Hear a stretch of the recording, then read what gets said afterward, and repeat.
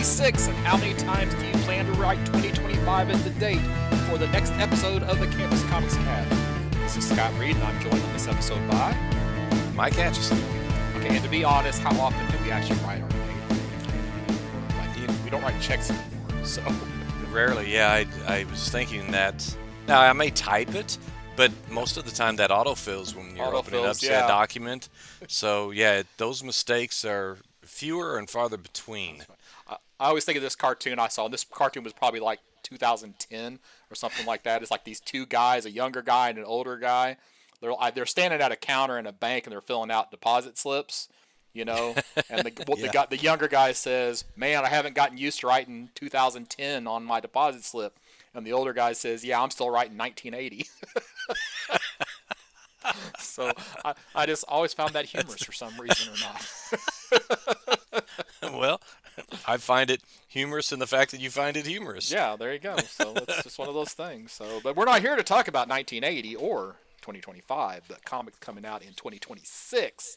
Now, of course, before we dive into that, I guess I got to ask Mike, have you watched any of the mini trailers that have come out here in the last couple of weeks?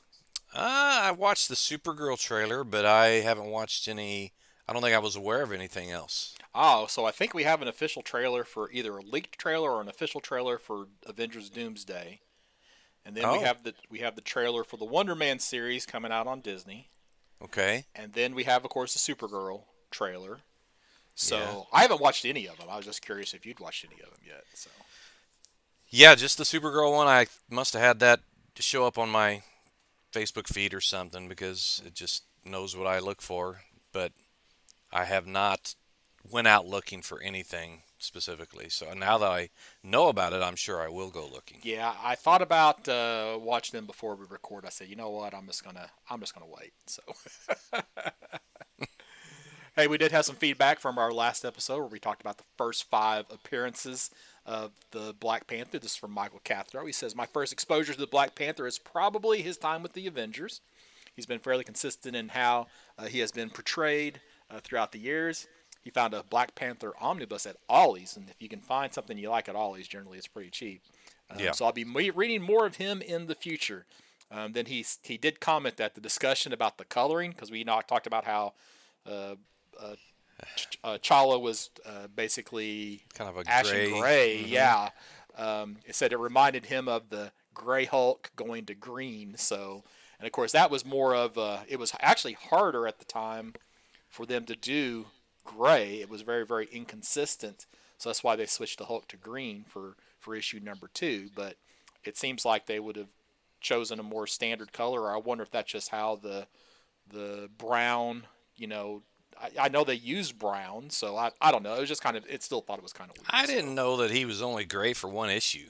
Well, he was initially only gray for one issue. Then, of course, they brought the gray back of course. Later. Yeah. I think it was just for one issue, and that was just to make it easier to, again, to make the coloring easier, so it's more consistent. So, and I think they retconned it as the gamma just was gradually just turned him green, you know, instead of being gray. So, Scott, do you know why they almost always use exclamation points in the word bubbles instead of periods?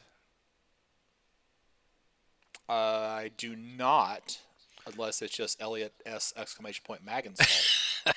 No, I just learned this recently. I don't know, it may be just complete apocrypha or legend or something, but supposedly the periods sometimes they didn't show up, or maybe a printing error made it look like a period, so if it was a declarative sentence, they put in exclamation points for almost everything.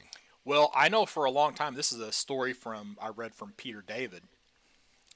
Apparently, he wanted to use the word flick, F-L-I-C-K. Yeah. And the editors removed it because they were worried that the L would bleed into the I on the ink, and that would create a problem. Yeah. How? So I don't understand. You don't understand? Okay. Well, I'll let you, after we record, just write out the word flick, and then... And you'll tell me what to do to see what... Okay, and then, after you do that, just put a note, get a Post-it note, And this is an error message. Write ID 10T on the Post-it note and put it on your monitor. Okay. All right. Okay. Yeah. Be sure you put the number 10. All right. Of Not course. spell out 10. So okay. Yes, of All course. right. So some other news that I thought was kind of interesting. This was actually I got this off of the Key Collector app. We got some independent creator-owned projects that are making their way to various platforms. Now, one of them is The Woods, which I'm not particularly familiar James with. Tynan. Which James Tynan, Hmm. yeah, and World Tree apparently is also on its way to something. I think The Woods is going to be animated. I don't really remember what they said about World Tree. And then the other title that I thought was kind of interesting because we reviewed this in the past was Many Deaths of Layla Starr is making its way to some type Man, I of gave that platform. away. I remember hearing that and thinking, I wish I would have kept that whole series now. Yeah. But I do still have all my World Tree issues. Okay. All Yeah, right. Well, the only one that'll matter potentially will be issue number one, of course, and yeah. that's it. That series. I'm still buying that series, but it's kind of gone off the rails for me. So Yeah. I'm not super excited about any of these, but But anyway, just something if you happen to have those issues, Yeah. keep checking eBay. Might be a time to sell. But all right, you ready to talk about some pre-orders? I absolutely am. Okay, so we'll start with next phase like we normally do. My first thing is not actually until page 44. So what do you have for us Well, before page 44?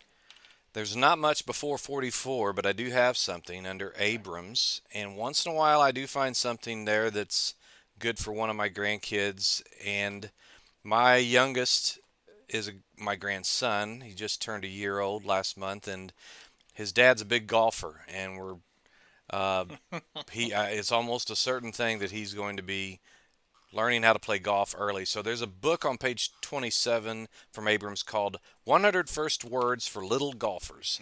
And the ages it's geared for is from ages 1 to 3. There So you go. it's perfect. So I will be getting this for my grandson Ian. Okay. All right. You got anything else before Uh, 44? no, I'm after that it's DC. Okay. Oh wow. Okay. Well, I got one other thing then. So, on page 44, this is from AWA. We have the pickup, and this is a theme I noticed with a couple of books, but in this particular one, we have Nick Nolan, who is an influencer. Great. That's not what I want to read about, but Yep. apparently, as he's recording his life, he accidentally records a murder. And then this one shot is about his attempt to basically solve whatever happened. So they kind of liken it to Hitchcock's Rear Window. Mm, So I thought that kind of sounded interesting. With it being a one shot, it's not a huge commitment. hmm And then on page 73, this is from Bad Idea, just to mention that the final issue of Matt Kent's Save Now, which is issue number 4, is being solicited this month. So we'll be wrapping up the Save Now series. Yeah, that's what you said about that previous book, the uh, pickup. It's Mm-hmm. the same thing, same reason I decided not to put it down, Oh, that it's an influencer. And I probably didn't read past that first sentence yeah. in the solicitation. Uh, or else maybe I could have been interested, but still probably not.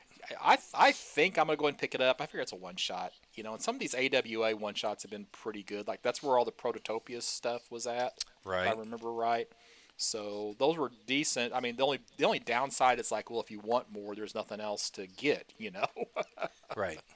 So you're waiting for something else to come out that may never ever make it. So all right, I'm in DC as well now. I'm on page 97. Go ahead. Yeah. Well, I know if you're the DC guy, Mike. If you had 97, I want you to talk about it. Well, it's almost like I don't know. I was going to talk. I might if I'm going to mention one, I might as well mention all three of this next, no pun intended, next phase of the All In initiative.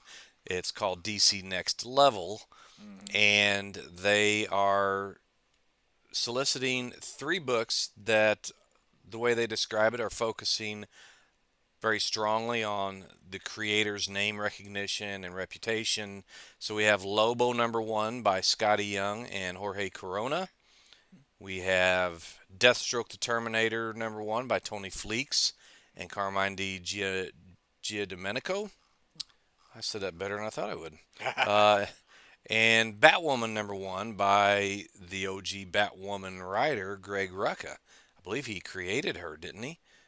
Oh, I Maybe don't. this version. This version, maybe. I don't know. I can look that up while you're talking if you want. He is. He's the creator, co-creator of the modern Batwoman. It says here at the bottom part of it. But Oh, okay. and of course we had it's Kate Kane, but there also was a Kathy Kane back in the Yeah. 50s and 60s. So anyway, Greg Rucka, and Danny are Danny's the artist.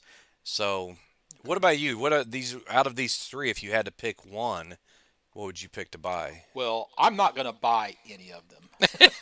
If you had to, if If you I had had to. to, okay. If I had to, the one that I would be most likely to give a shot is Lobo, and that is just primarily because of the Scotty Young, Jorge Corona team being on that book. Because they, of course, I haven't read Middle West. I think I read the first issue of Middle West. I wasn't super impressed, but then he did the Me You Love in the Dark, that duo, and I can't remember if Jorge Corona was the artist on Ain't No Grave or not, but for some That's reason right. he might be. So if I had to buy one, and I may have just talked myself into it, it would be Lobo 1. This art kind of looks a little bit like what was in Ain't No Grave. Yeah. But yeah, I'd forgotten that Scotty Young wrote that, and that's Yeah. where I haven't read a single thing other than Ain't No Grave by Scotty Young. Even though I have a couple volumes of the I Hate Fairyland or whatever. Yeah. That Stuff. doesn't appeal to me at all. Yeah. So, and then the one that I would be least likely to read would be Batwoman #1, because I keep hearing that Greg Rucka doesn't like writing superheroes. So, Oh. it's just like, why does he keep punishing himself if that's not what he's interested in? So, I had never heard that because what he's doing or now. you know what? I'm thinking of Garth Ennis. Garth Ennis is the one that doesn't Yeah, like that's writing correct. Yes. superheroes. Okay, Yes. He's so I famous don't for know. saying that. Yeah. Maybe I need to reevaluate that. But Well, I great. might Yeah. pick up Lobo #1. I don't plan on picking up the other two. I might give them a shot on the app whenever they make it to the DC Unlimited app, but I will not. I probably. I don't know. I might read them. So give them a shot. I'll definitely buy Batwoman #1. I'm not a big Lobo fan. No, I'm not either. I'm not a big Deathstroke fan. I always have. I struggle with the anti-heroes. I just struggle. I just because it seems like there's only so far they can go. Yep. Anyway, Batwoman #1. Rucka, I have been listening to him, watching him, reading him since Gotham Central. I might have been the first thing I really read with him, and then he did a Wonder Woman a couple different times. I think he wrote Wonder Woman. Yep. I've met him. I've always enjoyed his stuff. And Danny, I can't remember where I've seen that artist, but I'm impressed with the cover for sure. Even though it's probably not the cover, the final cover, No, but probably not. yeah. But yeah, looks pretty good to me. So I'd have to pick Batwoman #1 first. Okay. All right. My next thing's not till 112. I just got a quick mention of DCKO #5. I don't know how many issues this is going to go. Too many It's is the correct probably answer. too many, even though I've been hearing some good things from people about it being the overperforming book from DC. Everybody thought it was going to be a real, sort of just a marketing ploy, which I'm sure it is that too. But Snyder apparently has done a fairly well job with this. I've read the first issue, and I think I hadn't ordered the second or third issues, and now they're impossible to find, except maybe online. But I just want to. It made me wonder whether this issue 5 is coming close to the end of it. I hope so. I don't I want to figure it's drag on probably too 6, but Right. but who knows? much. Yeah. I have not read a single KO title, so yeah, it's just not something that interests me at all. So Yeah. On page 112, you were up a little bit farther than that, right? no, I was on 112 as well, but you go ahead. Oh, go ahead. No, This no. is more your character than my Oh, character. okay. So, Okay. yeah. So part of me is being snarky, saying, well, it's they're tagging this as Green Lantern number 600. We all know that that's not really the case. It's just combining God knows how many different Mm-hmm. runs into one big number. Yep. But what really caught my eye is that they're going to give Kyle Rayner the he's going to be the headliner for a while, I guess. He's taken up the mantle of Green Lantern on Earth, which I hope that's true. I hope the rest of them go find other planets or sectors to hang out in because there's way too many on Earth. And Yep. I'm interested. I'll get this just because it's whether it's really or not. I'm going to get it because it's got the number 600 on it, and it's got a lot of different writers. How many pages is it? It's 56 pages for $6. So yeah, I'll be getting this. All right. Well, Michael Cathro wanted to make a point that we point out the Legacy wraparound variant, which is when you look, it's the third variant Yeah. cover. That's Hmm. he. This is was it Scott Koblish or something like that? Yeah, Koblish. Yeah, where Yeah. he did those History of the DC Universe Legacy variants that Yeah. had all of the characters on them. So he can cram he's George Perez esque in that Man, he can cram a lot of characters into a single page there, or a single wraparound cover. So it's kind of a cool cover there to point out. it And this is is. an anthology book, so you're going to get multiple stories about multiple Green Lanterns. Even though, as you mentioned, it looks like they're given, Hmm. yeah. Uh, I almost said Ron Mars because he was the co-creator. Kyle Rayner, Kyle Rayner, a little bit more of a leading role here. So, all right, then my next thing's on 117. Okay, you're up. All right, I should not be mentioning this, but for whatever reason, when you go to a comic book convention, if you made a Venn diagram of a comic book convention, the attendees, you draw this nice big circle of people who are interested in comics. And then you draw another circle of people who are interested in, as I like to say, wrestling. Um, and then you combine those, and there's a pretty decent size intersection in that Venn diagram of people who like comic books and wrestling. So for that select group of individuals, you have DCX AEW issues 1 and 2. So this is the DC universe crossing over with AEW wrestling. I do not follow wrestling. I don't know anything about wrestling, other than I can maybe name one or two wrestlers from back in the 80s. That is about it. But for Yeah. everybody else who likes wrestling, here you go. This is going to be it doesn't say how many issues it's going to be. So we'll say probably 4 to 6 would be my guess, because they're Yeah. soliciting 2 this month. I'd say our old friend Dan Brown will probably get this. Isn't he a wrestling I have fan? no idea. I think he might be. Okay. But yeah, my knowledge is the same. I mean, we're going back to wrestling at the Chase in St. Louis days back in, I was probably 10 years old Right. thinking that was the cool stuff. And yeah, I outgrew it, but I did not outgrow comics. That's right. So, ditto. 119 for me. Okay, go ahead. All right, so we have the second volume, or I guess not the second volume, the second story arc would be the better way to put this, of Matt Fraction's run on Batman. So this is issue number 7. So they're starting that second story arc. So at least we're going to get 2 volumes with Matt Fraction as a writer. Now, I'm a little bit concerned about this issue because we are getting a reintroduction of the Joker. So it's like, okay, do we need a reintroduction of the Joker? I don't know. So that has me a little concerned. We just got the absolute Joker, what, last month or month before last, and then of course Yeah. we had the 3 Jokers not too long ago. So I don't know how many Jokers are we going to end up with. It's turning into a mess with the Joker, but Yeah, I mean, until they really establish a multiverse type situation, I've yet. I'm not. I'm like the Joker's like the Phantom Stranger to me, or any other character that their origin is a mystery. It mm-hmm. needs to stay a mystery. Stay that way. That's Yeah. part of their mystique. That's the Mm-hmm. fun part. And as soon as they start locking in all these different origins, I'm I'm out. Yep. 120.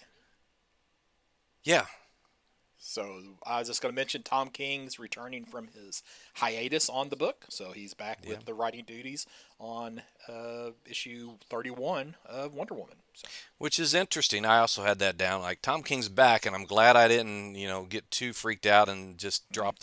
drop the series until he came back because I think it was only 2 or 3 issues Yeah. that he had a break from. But uh, what's interesting, this cover almost implies, and maybe the Solicitor does too, is that Wonder Woman's teaming up with her daughter Trinity, Daughter. which Yeah. in previous issues she was still a Mhm. baby. Mhm. So I'm not sure what we got going on here, but I tell you what, that Daniel Sampier is one of my favorite artists these days, as far as like house style art and Mhm. not your real stylized, as we like to say. I really dig it. It reminds me of uh, Mi- is it Mikel Hanin? I think he's got a real similar style to him. Yeah, it says they're going to team up, so I guess we'll have to figure out how they're doing the time jump or what. So Yeah, it'll probably have to be that. then one more page, 121, Batgirl issue number 17. Batgirl returns to Gotham. So if you've been reading the Batgirl series, which I have been, Hmm. she has been out investigating the quote unquote death of her mother.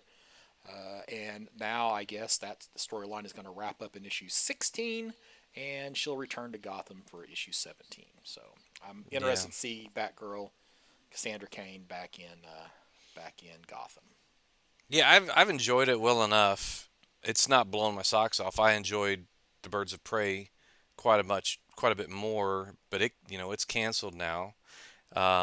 So I was really surprised to see Batgirl keep its legs. So Mm-hmm. I'm thinking it's going to be better. I'll enjoy it probably more based in Gotham. Yeah. The And one thing, the biggest complaint I have about it is they've been very inconsistent with her voice. You know, it's like yes, sometimes she talks how she was talked when she was created. Sometimes she's just using complete sentences as if there's nothing wrong. You know, so I wish that the writer slash writers would get some consistency there. yep.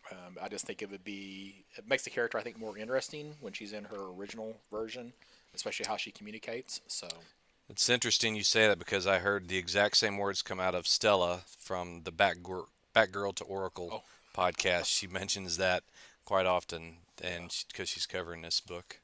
okay. Let's Uh, see. I'm on 150 is my next thing up, which I think is the last page in the DC catalog. So I'm at 128, which is a quick mention, I think. I'm trying to remember what because it's only a half page hmm solicitation for Justice League Unlimited number 7, and it is the way it's being described is that it's basically they're going to have a sort of a reorganization maybe with possibly Wonder Woman and Batman leading this new JLU when you're including everyone practically in the DC hmm universe, hero or otherwise. It seems yeah. like you, how really can you reorganize that if it's all of them? So Well, they I don't can know. add the villains. So because you got Well, Lex yeah, and they're King adding, Shark and yeah, Starro and Lobo Cheetah. and Cheetah. Yeah, on the Harley. And Harley Quinn. Yeah, I see so all these, if not outright villains, they're villainess or yeah, villain. Yeah, yeah. Starro. I'm like, okay, so, and that's something I'm not a fan of. I've never been a fan of Lex Luthor being part of the Justice League. Our Harley Quinn, Right. our Cheetah. They might be sympathetic villains in hmm some ways, but they are not. They're not. They're They're not not heroes. Justice League No, material. no. So my 2 cents. There you go. I don't disagree with you. So so I'm Where'd my mouse go? 150. 150. I do have. I want to talk about 142 first, if you don't Okay, mind. I do not mind. And it's.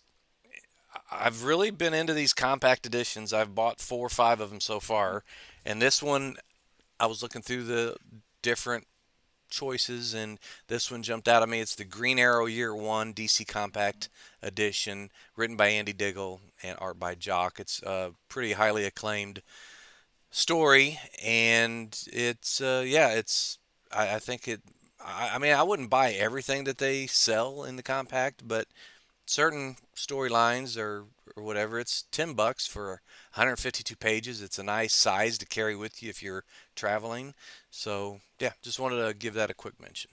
Yeah, it's that manga size, It's I don't know if they're just It's they're not. trying It's a everything little that bit can. bigger. It's not quite Is it? small as manga, right? Okay, all I don't right. think so. Now you got me wondering. Yeah, it's let's see, five. I got some of those volleyball mangas sitting right over here. I could get out the I could grab one here Yeah. and then let's see, where'd my tape measure go? Okay. Oh, it's not sitting right here like it is often. So let me see if it's within reach. Oh, there it is. Hold on a second. Yeah, I'm looking at mine too. I got Chainsaw Man #1 up next to this. Of course, that makes for great podcast. Whenever you're. Well, I was just saying while you were off, when you had your headphones off, I grabbed my Chainsaw Man #1, Uh-huh. and it's probably It's okay. This is a little bit 5 by small. 7.5, and the compacts are 5.5 by 8.5. So they're a half inch wider and an inch taller than the Yeah. manga size. But either way, Yeah. it seems to be a popular thing these days. How long that popularity will last, we don't know. But Yeah. yeah, and on to 150 for you. 150 for me. So all right. So this is I guess the second of the most recent crossovers. We have the Batman Deadpool. Now we have the Superman Spider Man. Now it's titled Superman Spider Man, but it's actually an anthology book. So I think that the Batman Deadpool was the same way because you have a whole slew of writers. And one of the stories that caught my eye was Gail Simone writing a meetup of the Punisher and Power Girl. that's there's no doubt who wins that fight. So I don't wonder what's going to happen there. So, but with Now Gail this Simone writing is that should be interesting. So yeah. So I can't remember. Did the if it you're going to was ask me about Batman Deadpool, I have not read it. no. Okay, This is regular size, isn't it? This is not a Treasury, no. treasury. Well, the treasury, it was the facsimile of the Superman Spider-Man. Hmm. That's coming out, but it's got a variant cover done by Alex Ross. Right. And I was trying to think if I've seen that solicited yet in previous catalogs. That I was my don't question. remember. If Oh, you I don't remember that. remember. So yeah, I do Okay. not remember. Okay. So I'm not. I'm probably not picking this up, but I'm sure it's something that a lot of people will want to pick up based on Well, the sales of the Batman Deadpool book. So I'll be one of them. okay, all right. So all right, I'm done with DC. So am I. Okay, my next thing's on 204. It'd be you then. Okay, so this is Dynamite, and apparently it's not actually. Oh, I typed in the wrong thing. Okay, it's apparently not 204. Where is it at? So 205. nope. So last month we had Muppets Noir solicited. Here it is. 222. I don't know why I wrote 204.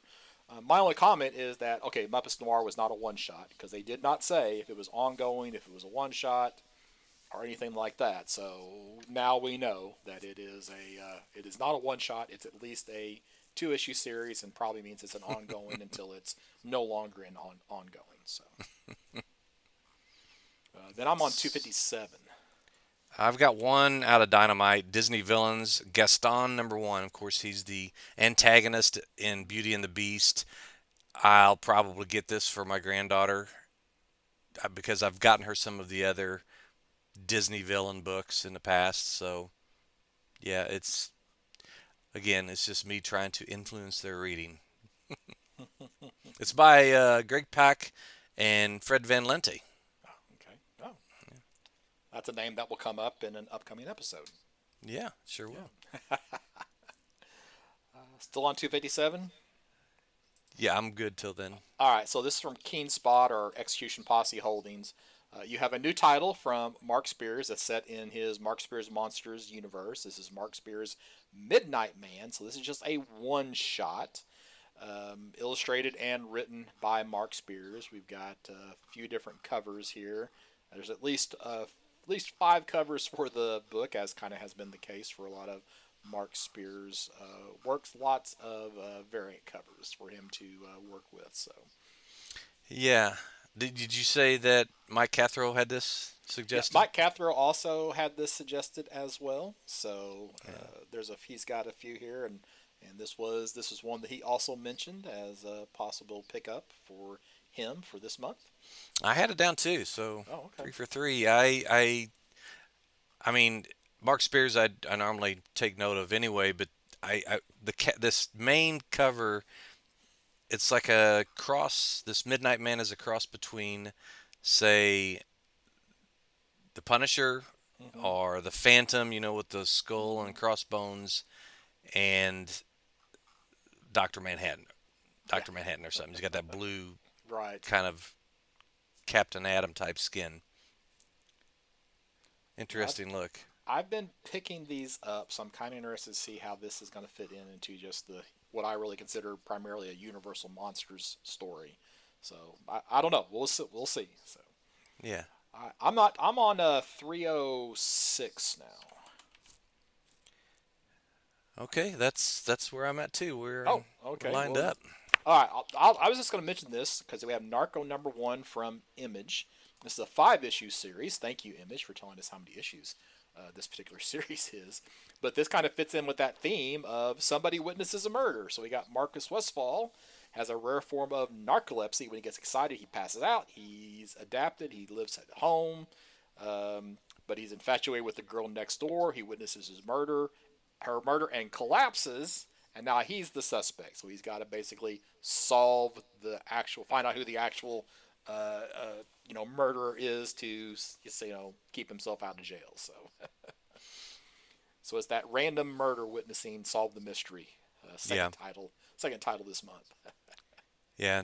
Yeah, I had this marked down because of Doug Wagner and Daniel Hilliard. They did Plastic, Okay. that serial killer series, really wild and crazy, and I think that same. He's quite the idea factory, so Mm-hmm. I'll have this marked down to pick up as well. Cool. 313. I'm good until 3:15, so Oh, okay. Well, I'll talk about 313. You can talk about 315. So, okay.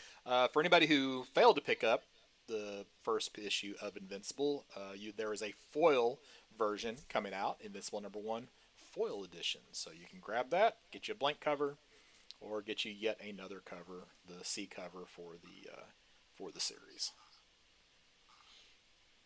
And on 15, sorry, 315, it's called Marvel Team Up, and this is under Image, so Mm-hmm. I guess that's an agreement they had between Marvel and Image, and it's teaming up, of course, Spider-Man and Invincible. Mm-hmm. So, is that the first time they've teamed up? Is this a crossover I thing? believe this is a reprint of Oh. yeah. This is a bit like the Invincible number Oh, it's one the is. historic first meeting. Okay. Yes, and as Yeah. far as I know, it's the only. I mean, I guess they had that one issue where,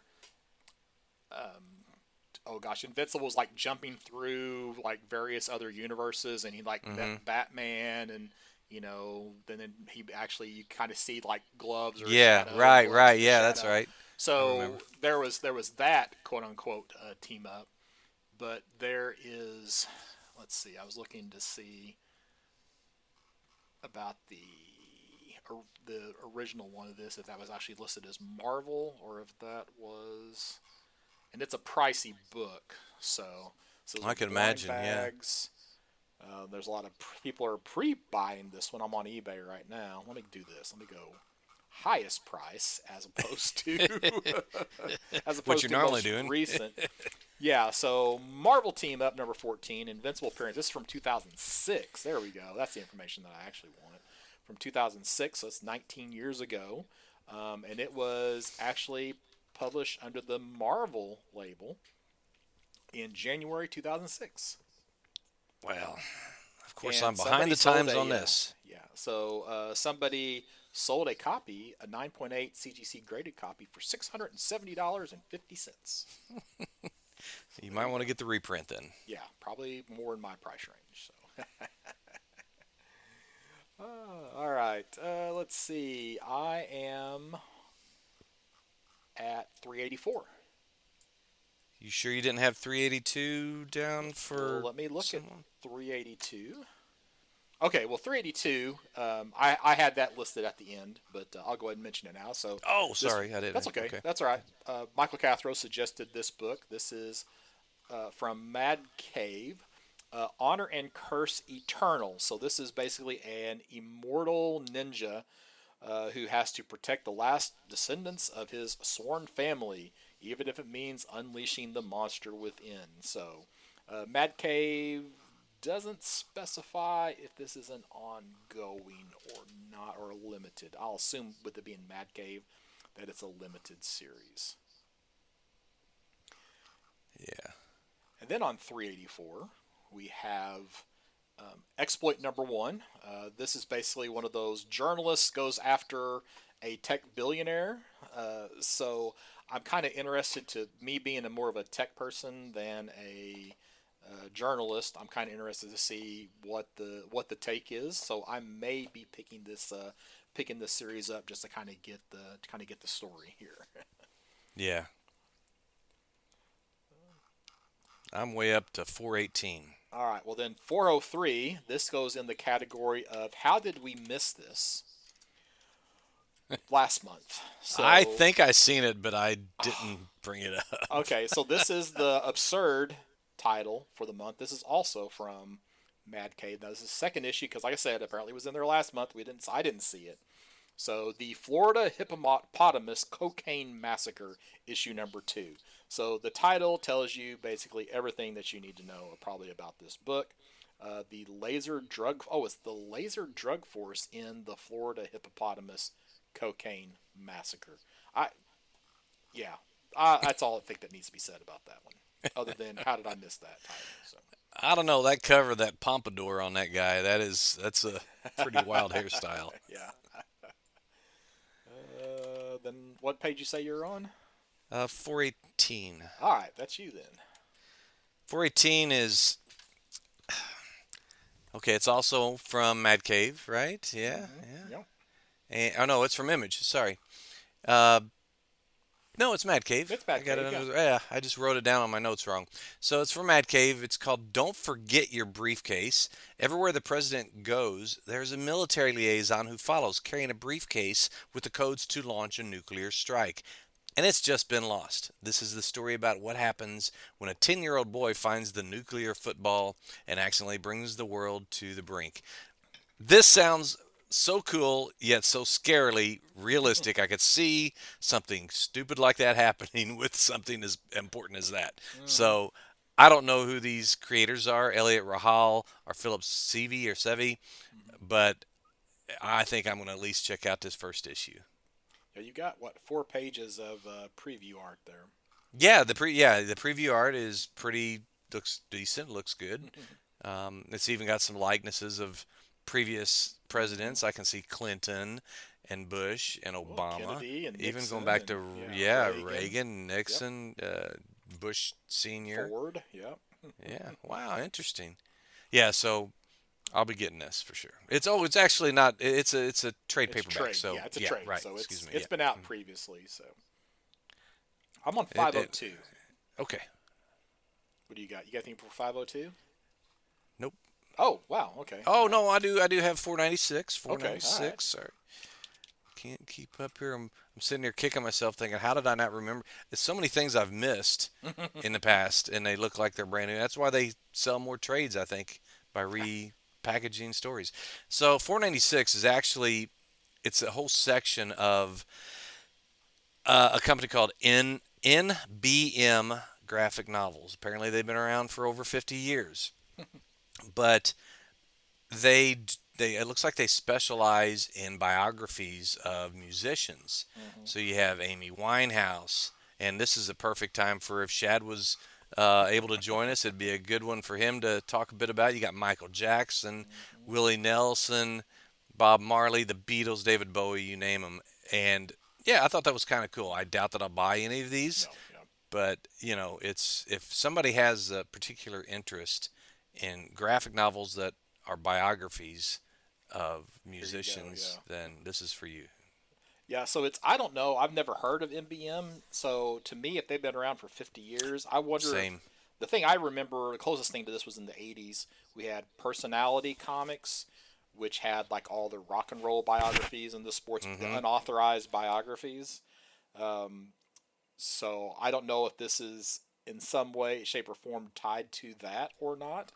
But yeah, that's what it reminded me of was those rock and roll comics. Yeah, for sure. I know they faced some lawsuits from various of the artists that they tried to cover. So Yeah.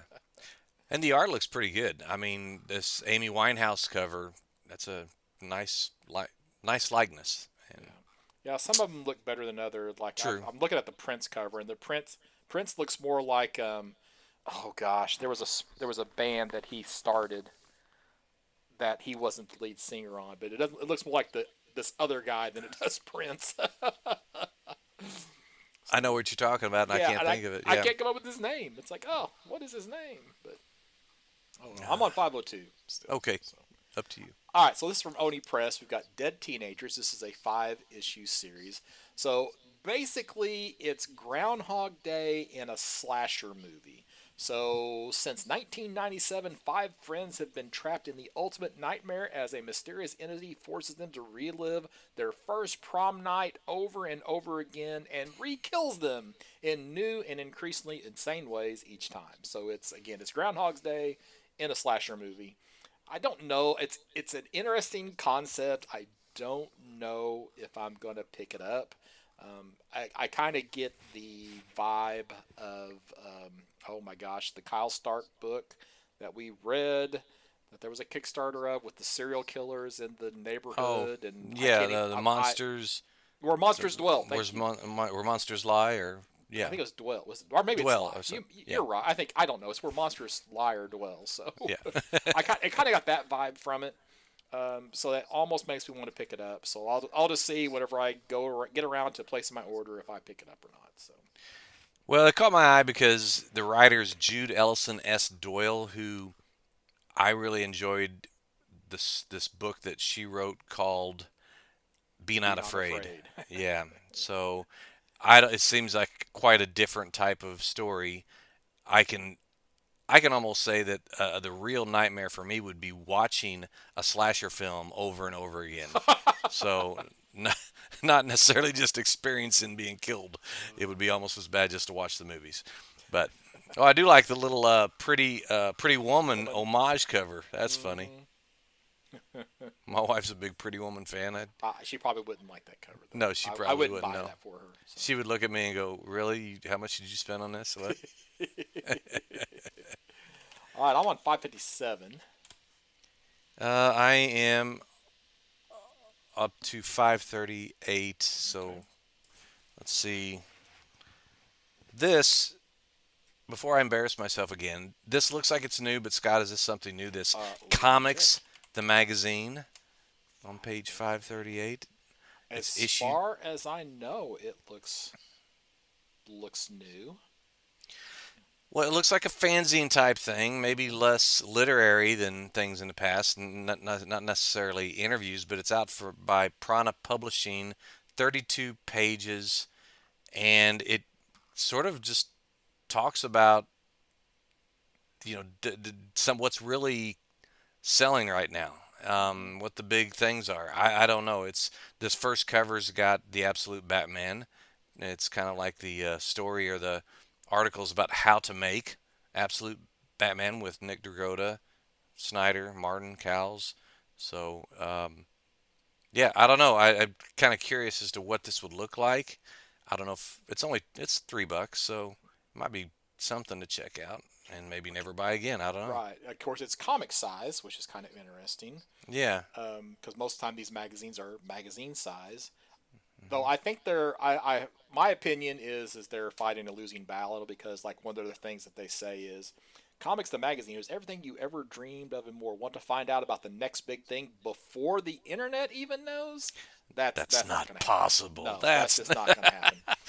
talking So crazy. yeah, that's a little much. So somebody working there, even if they knew the first, somebody leaked it to the internet. Yeah.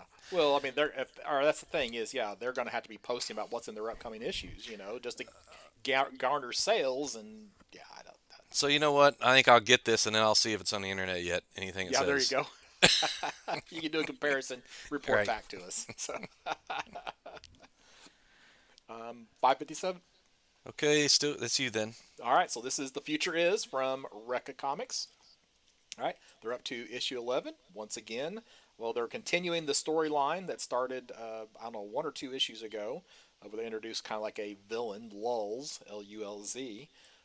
It's still on track for this 60 issue series, and once again, they have special bundle pricing, where as a retailer can get 10 copies for $10.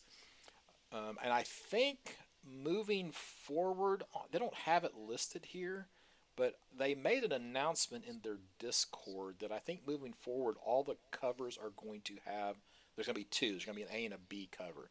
This does not list a B cover, but I thought they were going to. The interior artist, they wanted to give them a cover as well because they've been having guest artists do the A cover, and then with issue 8 for sure, they had the interior artist doing a B cover. So give him a little bit more Sure. to do there. So, and I'm done with, yeah, next phase.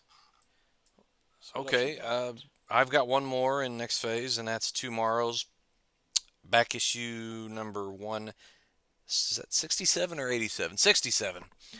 And it is an all girls, women, and ladies issue featuring characters such as Saturn Girl and Tank Girl and Squirrel Girl, Phantom Lady and Invisible Woman. So, I mean, I've pretty much got to where I just buy every back issue. Not every alter ego, but pretty much every back issue. So, yeah, this one, it's, these, yeah, they're kind of pricey. They're like $11, $12. But I'm telling you, the content Mm-hmm. and the skill of the interviewers or the people writing the articles, they're really way better than average, and it's worth the money, I think. And to me, it's more of an experience than going on the internet and just looking for some topic, Oh yeah, or trying to collect a bunch of information. The research is done with the content in these books, so I keep getting them, yeah, and I yeah. recommend it. That comics magazine that you mentioned before. If I was gonna pick up a magazine on a monthly basis, it would definitely be a Tomorrow's, as opposed to some other, you know, some other Hmm. magazine. So I would, back issue or even Jack Kirby Collector or something like that Hmm. would be awesome just to pick up on a monthly basis. I just don't know when I would read them, so they would just be sitting there most of the time. Well, who said anything about me reading them? Oh, I I think still I've got. haven't read my Dave Stevens one yet, so it's still sitting right over here for me to read at some point. So, Oh man, I've started reading. There's one up on my nightstand that I've gotten through two or three articles, and then I something turned my attention to another issue. I started reading it. Oh, it was the Guy Gardner issue. oh, And anyway, yeah, I get a lot of them started but never finished. and I guess we should point out if you missed some during the transition from Diamond to Lunar, they have solicited several issues of Back Issue and Alter Ego that you may have missed during that time. So they've got the Lunar codes, so you can talk to your comic shop and maybe pick those up still. Yep, All right, you done I with am. next phase? Okay, closing out next phase. All right, on to panels. Now, the first thing I want to ask you, Mike, is I felt like the panels, especially on the comic book side, was extremely light. Yeah, I almost think they've lost some publishers. Do you feel like their number of publishers is I declined? maybe I didn't actually count the publishers. I just know that I was able to get through the catalog much more quickly. Oh, you Hmm. know what? I thought they used to have Dark Horse had its own catalog, and it didn't. Well, they're in, Now that but you they mention are it, in but this. they are in this. They are in this. Well, maybe they've So contracted in the number of yeah, titles. I don't know. So I just feel like there are fewer. I just feel like there are fewer publishers. They Hmm. still have some of the bigger ones that they had before, like IDW and Dark Horse and Marvel. Um, Ignition Press is still with them, but I just feel like there were less comics in this particular one. So Yeah, it's only 100. It's only wait, 241 wait. pages. Yeah, Yeah, 241. but but once you get through the comics, I mean, it's all prose and games and Hmm. stuff. So Yeah. now let's talk about. Let's go to page. Let's go to page 7. So for the Okay. first time, Penguin Random House is going to be participating in basically Free Comics Day. Now they don't call it that; they call it Comics Giveaway Day. Their very first Comics Giveaway Day, because they can't say Free Comic Book Day. But there are quite a few titles. So you got Boom. Let's see, lots of Boom titles. Dark Horse, IDW, Ignition Press, Marvel are all participating. There's, let's see, well, that's, yeah, so there are a bunch of different, but there are like 5 pages, one, two, three, four pages of what are going to be Free Comic Book Day books. Yeah. So, I don't know, just kind of skimming through those and taking a look at them, do any of them jump out at you for Free Comic Book Day? Well, the something is killing the children. Road to Slaughter. I probably would get that because I did read the first volume of Something's Killing the Children, and I've read the Book of Slaughter. Okay. House of Slaughter. First, I'm sorry, that yeah, the House of House of Slaughter Slaughter, is yeah. the Book of Slaughter is something in the storyline of Ah, Something's Killing okay. the Children, whatever. But yeah, that one jumps out at me. Honestly, I never have read any of the Lock and Key stuff from Joe Hill. So It's okay. It's not. It's yeah, not. I didn't think it was great. I'm surprised it was as popular as it was, but I think it's just more name recognition. But that's just me. I don't know. right. That's the only thing I can say that I maybe the Queen in Black #1. Huh, I don't know. yeah. What about the British are coming? Graphic edition. Oh, I don't know if It's I've on seen that. the last page of the. So it'd be page Oh 10. yeah, So, yeah, that one. Yeah, I would get that. It's nice. so there are quite a few. So I like to pick these up for. I like to pre-order these, so I have them for Halloween to give out. So hopefully I'll be able to pick up a few of these bundles for Halloween this year. So okay, and then let's go to page 11. It's not too far. Yep, not Okay. too far. So this they have like what 6 books here that they are kind of featuring that are not part of the regular listings when you get down to the individual publishers. So if you want to talk about any of these, feel free. But at a minimum, let's give them a thumbs up, thumbs down if we're planning on ordering them. So on page 11 from Kaboom, which is part of Boom, we have Baby Garfield #1. So, Mike, any thoughts on Baby Garfield #1? Probably not. Not even probably. No, for sure not. I'd say no. I didn't know if you might pick this up for a Yeah, grandchild. none of them are interested in Garfield. I can't Garfield, say that okay. any of All them right. have that kind of an interest. The girls are probably too big, and the boys too little. Too I little. don't There know. you go. All Yeah. right. I understand. I'm not picking it up either. So, so next page we have from Dark Horse, Grew the Prophecy, issue #1. Sergio Aragones and Mark Evanier. So, thumbs up, thumbs down. Thumbs up for me. I'm going to give it a thumbs up. I'm not ordering it, but it definitely deserves a thumbs up just because of the creative team. So, Well, I have a new interest now, or newly found interest in Gru the Wanderer. When I just finished reviewing and reading, well, not necessarily in that order, reading and reviewing the Usagi Yojimbo with someone for the roadshow, okay. and Gru made a cameo in one of the early stories, and I was like, "What the heck?" Yeah. So it turns out that I didn't know this, but Stan Sakai has been the letterer for Gru for Oh. decades. Oh, I did Yeah, not know that. So, yeah, yeah, oh, it says there with lettering yeah, by Stan Sakai. yeah. Right. So I'll get this because Okay. I'm sort of a new I don't know, new fan, I guess. Yeah. Yeah, yeah. I said I'm not a Gru convert, but it's a character that has legs that deserves recognition. That's And all the I'm thing saying. is, I don't know why. I mean, it always just seemed like it had that same appeal that Mad Magazine. You could only read it. Yes. It was a lot of fun to read, but you couldn't read back to back issues. It just, you know. So I don't know. Whereas Usagi Yojimbo is absolutely fantastic. So I don't know. I'll get it though, just to say I've got it. And Okay. it, yeah, All right, page 14, we have The Quiet Place, Storm Warning number 1. This is from IDW, their Dark line. So, thumbs up, thumbs down? thumbs up. Thumbs up, really? Okay, I'm going thumbs down just because it's a movie tie-in, and I don't care much for movie tie-ins. So, I thought I had this. Oh, I do. I have it already in under oh, the okay, cool. IDW. So I have to. To be fair, I would say I. Yeah, I'm going to get it because I had it down anyway. And We'll talk about it. I mean, I don't know anything about except what I'm reading here. It's by Phil Hester. Hmm. I've known about him for a while. He writes and draws. He did that Kevin Smith Green Arrow run, Right. or at least a good portion of it. And it's basically a post-apocalyptic, the end of the world type story.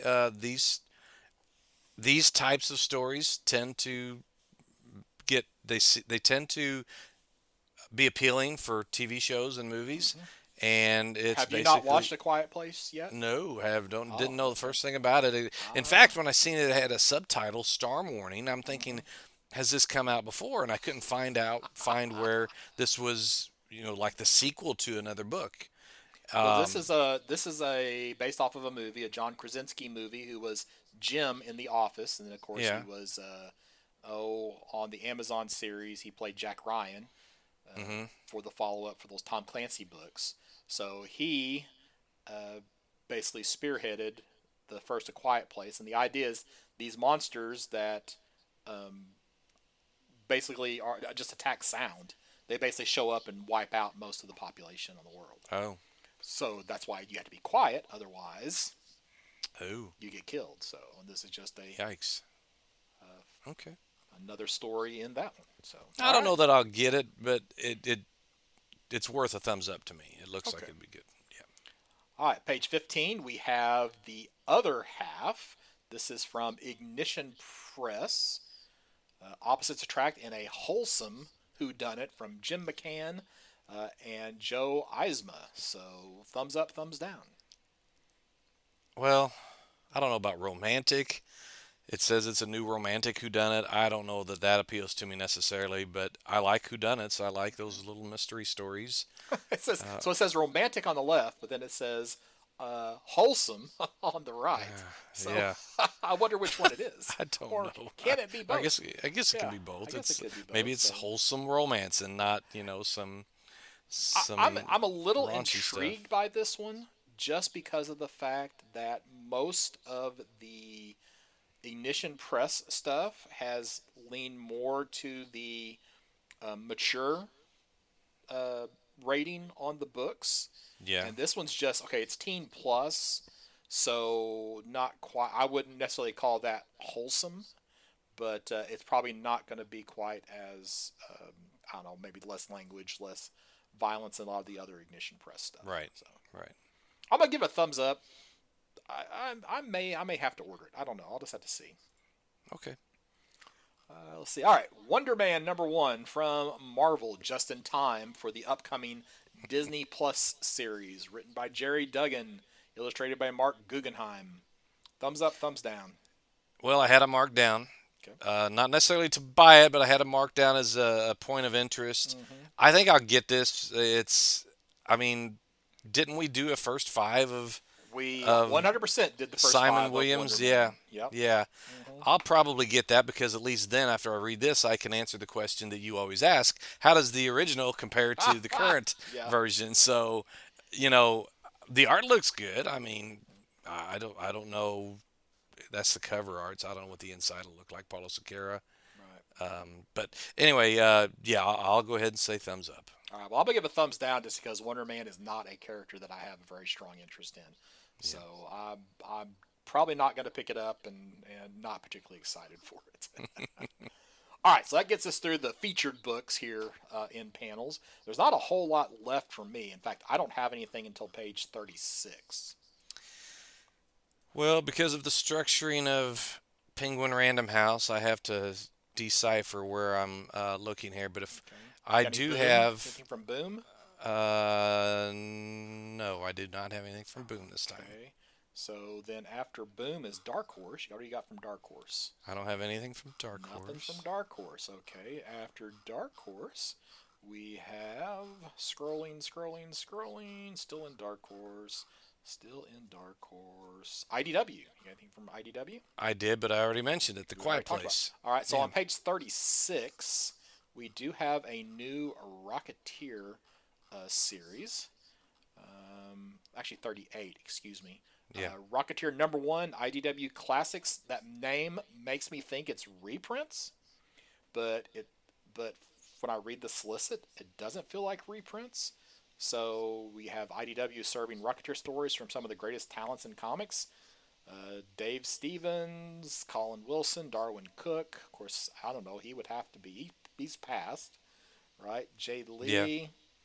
Um, so I don't know if this is reprints or not. When they say classics, it makes me think it's reprints, Yeah. but it doesn't actually say reprints anyway. I mean, obviously, some of the things are going to have to be reprints because Dave Stevens, Darwin Cook. Sure. Um, It feels like it's got to be reprints. That's the way yeah, I was looking at maybe. it. Rocketeer number one, IDW Classics. Yeah, It's got to be. it has to be. But I mean, it's got some new content. Um, Yeah. I don't know. I have to dig into it a little You bit gonna more, get I it then? guess. I had it down to order. Yeah.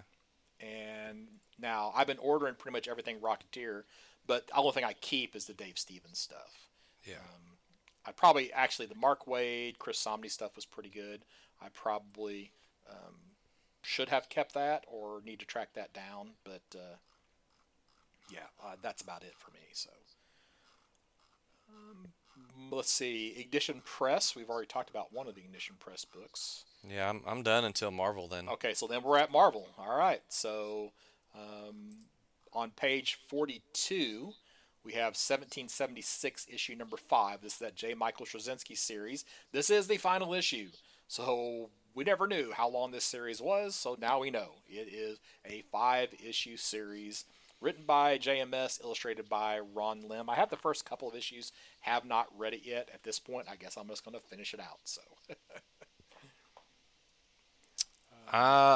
It's this isn't in the Penguin catalog, okay. the panels catalog.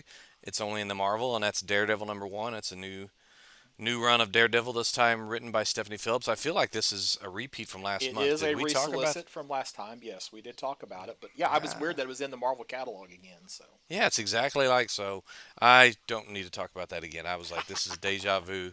Okay, so yeah, I'll have to go up to I think the next page would be page 19 only in the Marvel catalog because it's not in panels, and that is the final issue of the.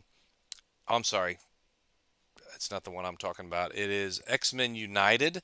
It's a new title by Eve Ewing and Tiago Palma, and it's got connecting covers, a la that last few issues of Avengers. It looks like maybe every X-Men it's ever been, and it's basically a build a school is the name of this first story. Charles Xavier told them build a school, and the X-Men have done so. But anyway, I don't know much more than that, except it's a new X-Men run, and it looks like it's taking maybe all of the different iterations of the X-Men and putting them into one story, one universe, or something.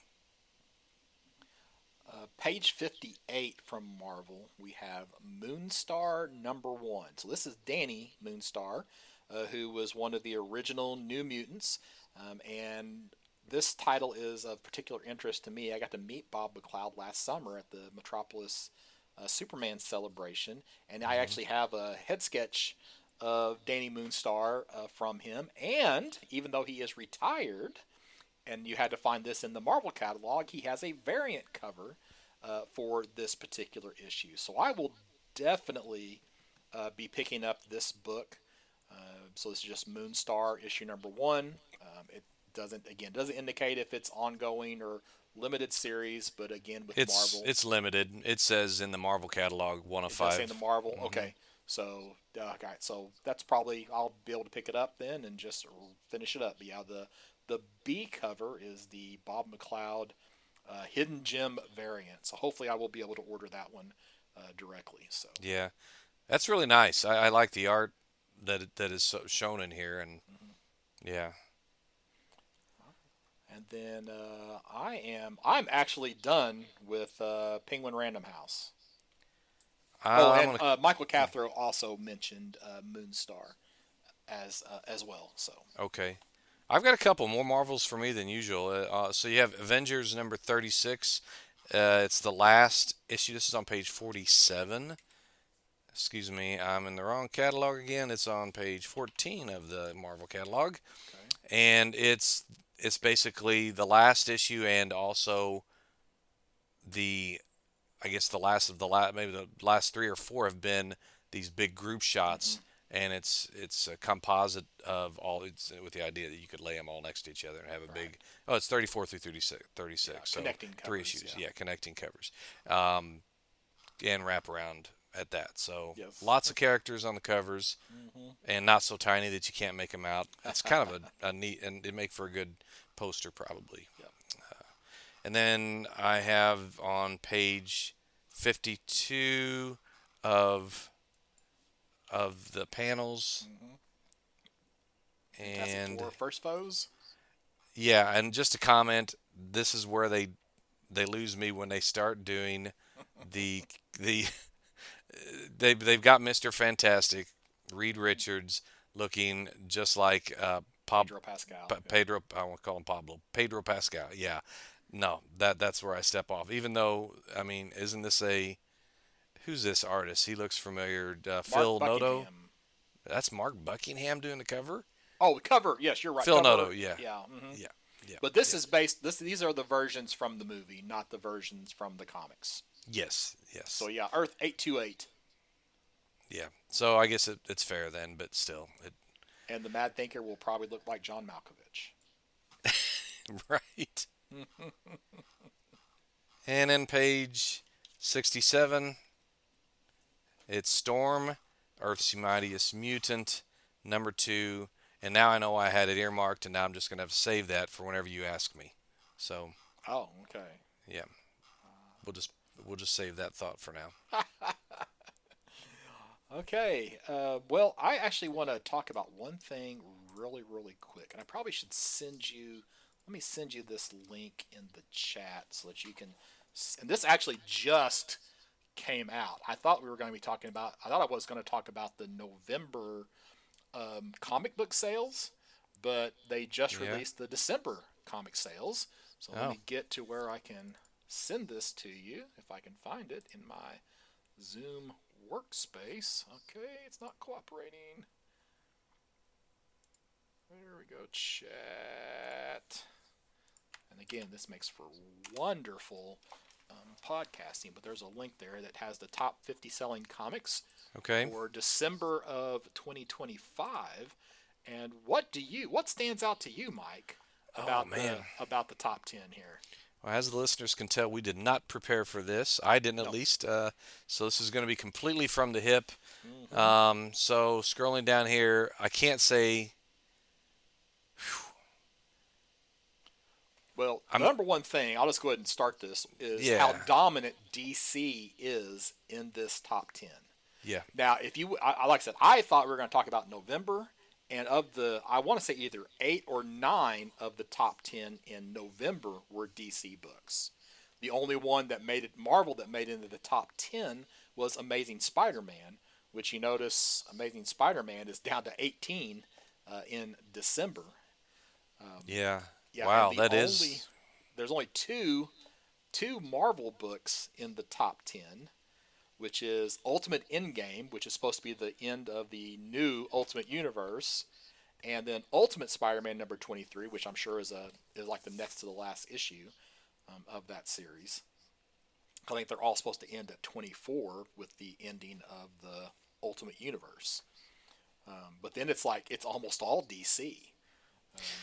Except for this is one issue number 6, Mark Spears Monsters number 8. Yeah. You know Yeah. How why about that's so that? you know why that's so high? No. Blind bag, baby. Oh my People, goodness. that tells you how many blind bags he had to have sold of that series to Oh go my to be in the gosh. top 6. Wow. Well, I do. I was babysitting my grandson a week or so ago, and while he was napping, I decided to get on YouTube and watch some comics related videos. And Key Collector had an episode where it was kind of like the year in review, Mm-hmm. and it talked about this ranking. And it's the first time in my recollection that DC has been this strong in the marketplace. Well, it's been going. It's been for a few months. I mean, they have Hmm. been, dominating for a while now, and primarily because of the absolute titles. If you look, number Yeah, one, absolute Batman.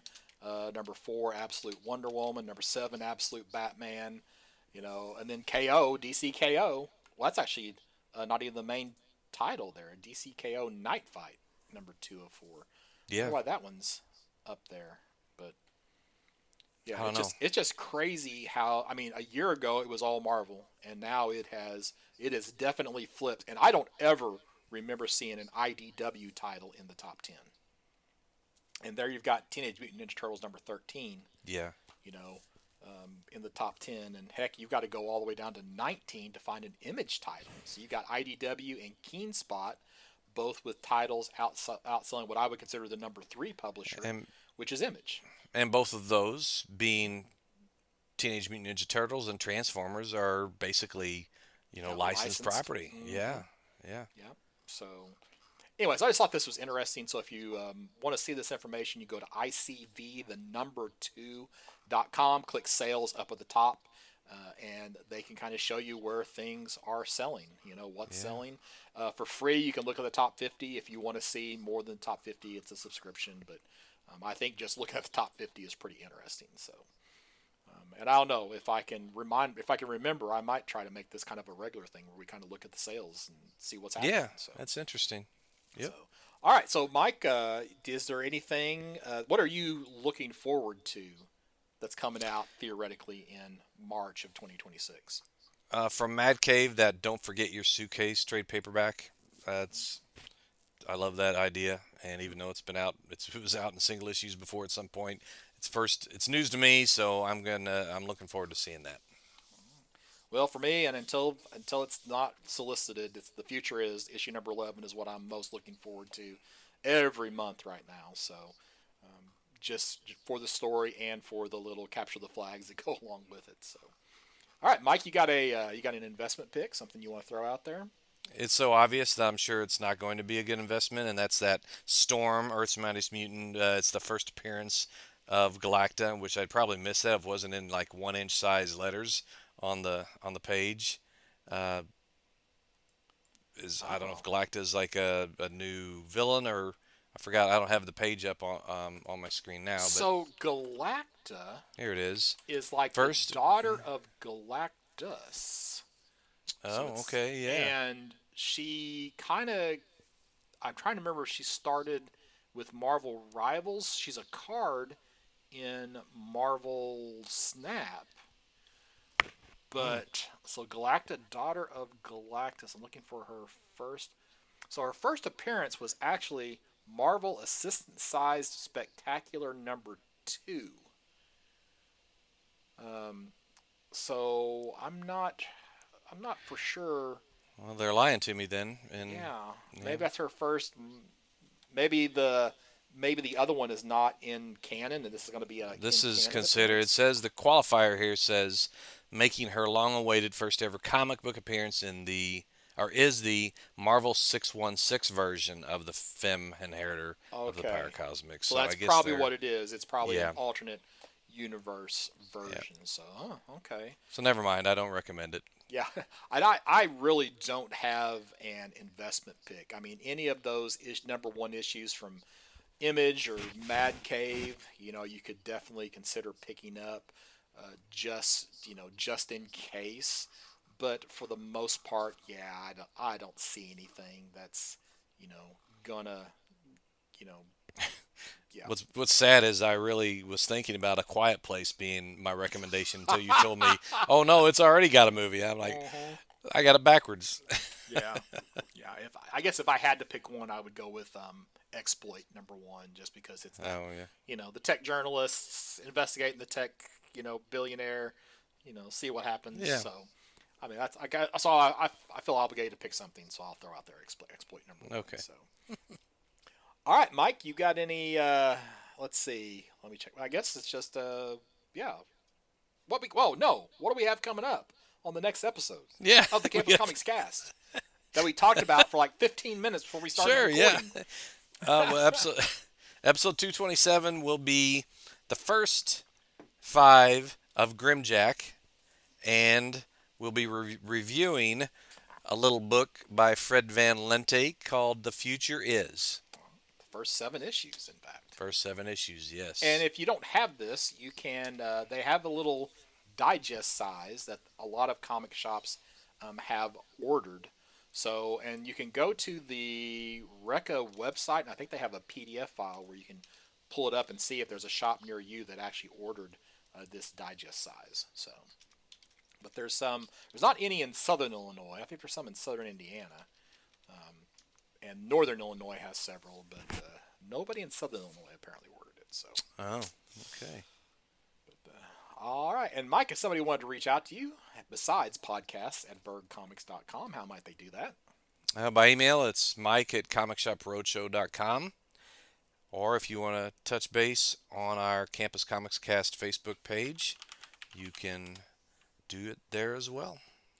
And I'm Scott Reed. You can find me at bergcomics.com, B-U-R-G Comics, where there are links to my social media pages and eBay store. And we'll be back soon for the next episode.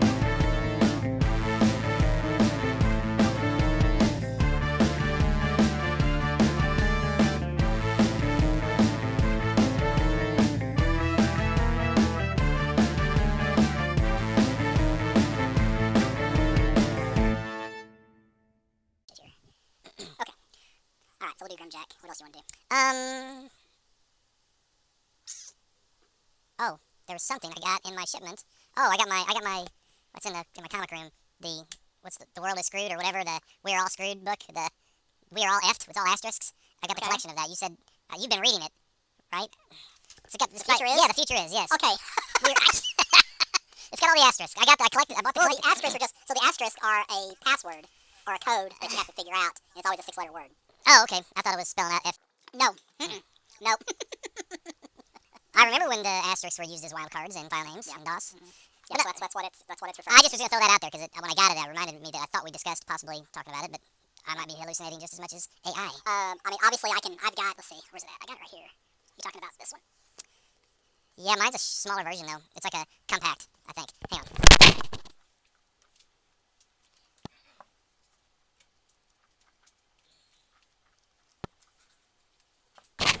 Okay, I know what you're talking about now. Yeah, I've seen those. Yeah, it's a compact version. I'm not sure. Yeah, so it's actually, this is the Kickstarter. Yeah.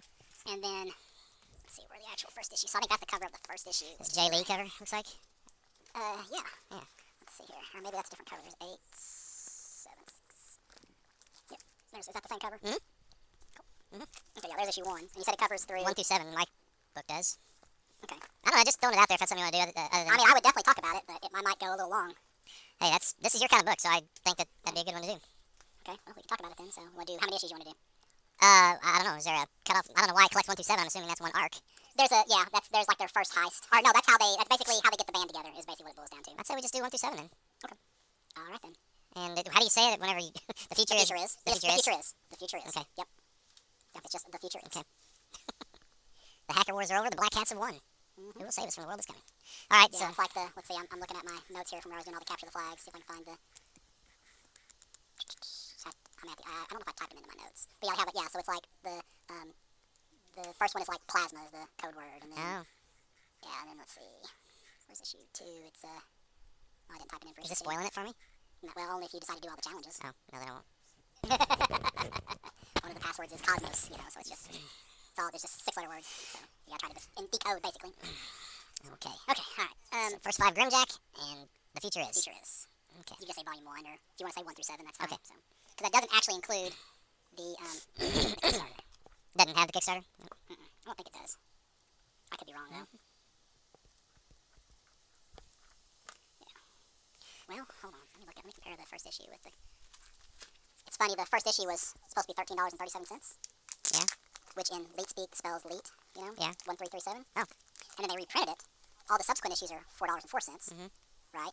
Well, on the reprint of the first issue, they made a mistake, and it is 404. So it's the So it's they just left it. They didn't recall them or anything like that. And so it's like a 404 second print. So they tell the second print from the first print. Oh boy, that's some. Oh, okay. The OGN is the first issue, or it's the first issue. So they're the same. Oh, okay. So those two. So you got the first. So this was the Kickstarter version, which had an extra. Yeah. Capture the flag is what they call them on it. Okay. So. I met Fred Ben Linty once. I think it was in Denver. When I lived in Utah, I went over to Denver for their pop culture con, and he was there, had a booth. Okay. But I thought he was more of just a cartoonist type of guy at the time. All his stuff was, He's mainly a writer now. Oh yeah, he's prolific. He does quite a bit.